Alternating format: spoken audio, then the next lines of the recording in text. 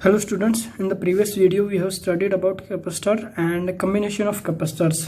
So हमने पढ़ा था कि भाई जब कैपेसिटर्स है उनको हम दो तरीके से कनेक्ट कर सकते हैं। एक तो या तो हम उनको सीरीज के अंदर कनेक्ट करें इस तरीके से, ठीक है, या फिर हम उनको पैरेलल में कनेक्ट करें कुछ इस तरीके से।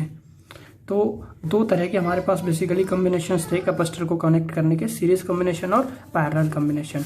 सीरीज कॉम्बिनेशन में जो हमें इक्विवेलेंट कैपेसिटेंस मिलता था दैट इज इक्वल्स टू होता था 1/CS equals to 1/C1 plus 1/C2 plus 1/C3 plus up to so on. और वहीं पर पैरेलल के अंदर हमें मिलता था C1 plus C2 plus C3 plus up to Cn। Okay, तो ये सीरीज और पैरेलल कॉम्बिनेशन के अंदर था। सीरीज कॉम्बिनेशन के अंदर क्या सेम होता था, सीरीज कॉम्बिनेशन के अंदर जो चार्ज होता है, चार्ज हर कैपेसिटर के पास चार्ज सेम होता है। वहीं पैरेलल कॉम्बिनेशन के अंदर हर कैपेसिटर के पास जो पोटेंशियल होता है वो सेम होता है, ठीक है। यहाँ का पोटेंशियल भी V होगा, यहाँ का पोटेंशियल भी V होगा, यहाँ का पोटेंशियल भी। तो बेसिकली पैरेलल के अंदर जो पोटेंशियल है वो यहाँ पर कॉमन होता है और यहाँ पर या कांस्टेंट होता है, ठीक है, या कांस्टेंट होता है। और यहाँ पर जो Q है वो यहाँ पर जो है वो हमारा कॉमन होता है या फिर कांस्टेंट होता है। ओके, तो ये आपको यहाँ पर पता होना चाहिए। तो देखिए अब हम बात करते हैं energy stored in combination of capacitors कि भाई जो कैपेसिटर्स है जब हम उनको कंबाइन करते हैं तो जो एनर्जी स्टोर होती है उसके बारे में हम बात करते हैं। तो सबसे पहले हम बात करेंगे सीरीज कॉम्बिनेशन में। सो इन सीरीज कॉम्बिनेशन हमको पता है कि भाई जो Q है, चार्ज जो है वो कांस्टेंट होता है, सभी कैपेसिटर्स के ऊपर सेम चार्ज होता है, सेम अमाउंट ऑफ चार्ज होता है जब हम उनको सीरीज के अंदर कनेक्ट करते हैं।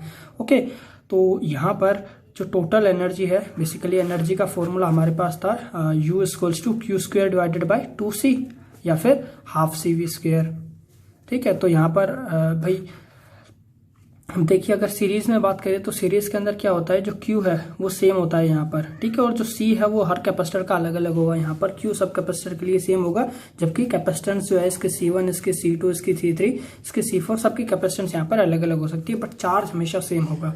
ओके, तो यहाँ पर हम ये फॉर्मूला यूज करेंगे कैपेसिटेंस का, ठीक है, ना कि ये वाला फॉर्मूला, क्योंकि भाई इसके अंदर जो पोटेंशियल है वो सबका डिफरेंट है, ठीक है। हमें सबका पोटेंशियल भी पता होना चाहिए और सबका कैपेसिटेंस भी यहाँ पर डिफरेंट है। तो यहाँ पर हम ये वाला फॉर्मूला यूज करेंगे that U equals to Q square divided by 2C।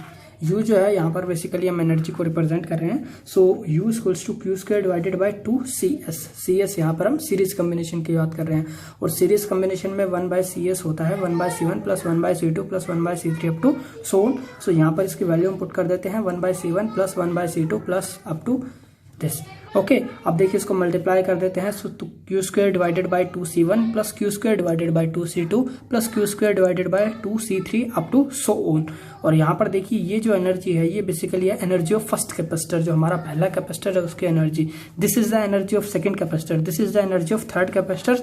So by this we can say that the total energy in series combination is equals to sum of energies of individual capacitors. जितने भी capacitors हैं उनके सभी के energies का हम direct algebraic sum कर देंगे, तो वहां पर हमें क्या मिल जाएगी, वहां पर हमें टोटल एनर्जी मिल जाएगी इस पूरे कॉम्बिनेशन की, ठीक है। कि भाई ये जो बेसिकली हमारा जो कैपेसिटर है वो इलेक्ट्रोस्टैटिक एनर्जी को स्टोर करता है चार्ज की फॉर्म में। तो टोटल एनर्जी कितनी होगी, तो जितने भी कैपेसिटर्स हैं सबकी एनर्जी को आप डायरेक्ट ऐड कर सकते हो और वहां पर आपको टोटल एनर्जी मिल जाती है। ओके, वहीं पर बात करें हम पैरेलल कॉम्बिनेशन के अंदर, तो देखिए पैरेलल कॉम्बिनेशन के अंदर क्या होता है, V कांस्टेंट होता है। जो V है हर कैपेसिटर के अक्रॉस V जो है वो सेम होता है, जबकि चार्ज जो है यहाँ पर सबके अक्रॉस डिफरेंट होता है। यहाँ Q1, यहाँ Q2, यहाँ Q3, चार्ज यहाँ पर डिफरेंट होगा, ठीक है। तो यहाँ पर हम ये वाला फॉर्मूला यूज नहीं करेंगे, यहाँ पर हम ये फॉर्मूला यूज करेंगे हाफ CV स्क्वायर, क्योंकि जो V है वो यहाँ पर सेम होता है और C हर केस में डिफरेंट होता है।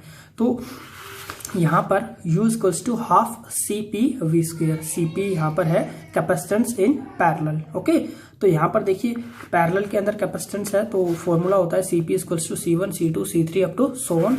सो यहाँ पर हम फॉर्मूला पुट कर देते हैं CP equals to C1 plus C2 plus C3 plus up to so on. इसको मल्टीप्लाई कर देते हैं। So 1/2 C1V square plus 1/2 C2V square plus 1/2 C3V square plus up to so on.